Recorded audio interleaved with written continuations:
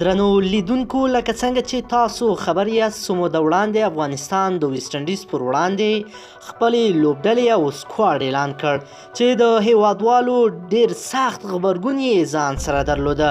په کرکټ بورډ ډیرې سختې نیوکې کېدې چې ځینو لوبغاړو سره ډیر سخت زیاتی شوی او روان ده او دغه سکواډ د خلکو د منلو وړ نه ده. نو د ولس زور د خدای زور و.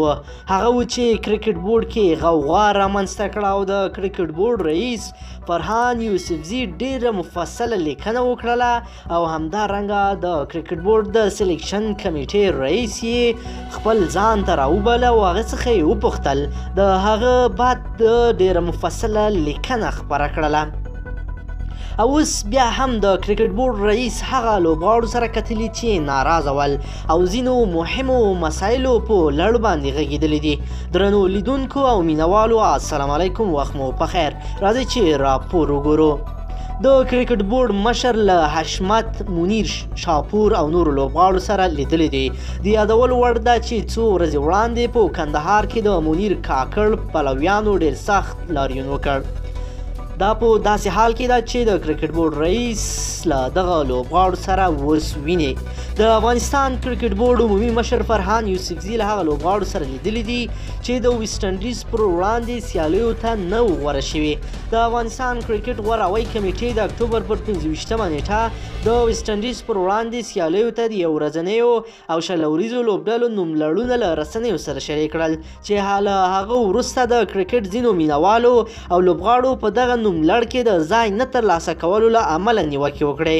د افغانستان کرکټ بورډ عمومي مشر فرحان یوسفزي په فیسبوک پاڼه کې لیکل شوي دي چې د افغانستان کرکټ بورډ عمومي مشر فرحان یوسفزي له یو شمېر هغه لوبغاړو سره ولیدل چې د ویسټ انډیز پر وړاندې پر راتلونکي سیالیو کې نه وو غوره شوي.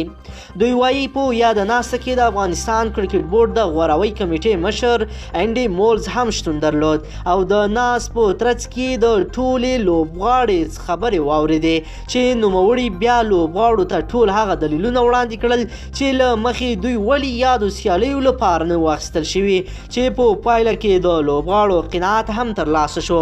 په دغه ناسته کې فرحان یوسفزي وویل نوموړي په دې نظر دی څو د غوره هوایي کمیټه همیشه باید بې پرې او خپلواکه وي او د نورو لوبډلو پر وړاندې د ملي لوبډلې د سیالیو لپاره هغه لوبغاړه غوره کړي چې افغان لوبډله بریا ته ورسوي او هیوادوالو ته ویاړونه راوړي.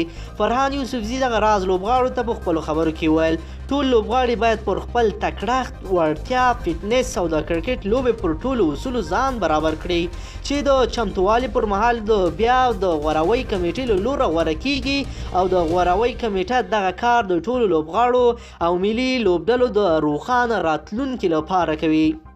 ملګرو، دا خبرې د فرحان یوسفزي تاسو لپاره د قناعت وړ دي او که نه؟ نظرونه مو را سره حتما شریک کړئ.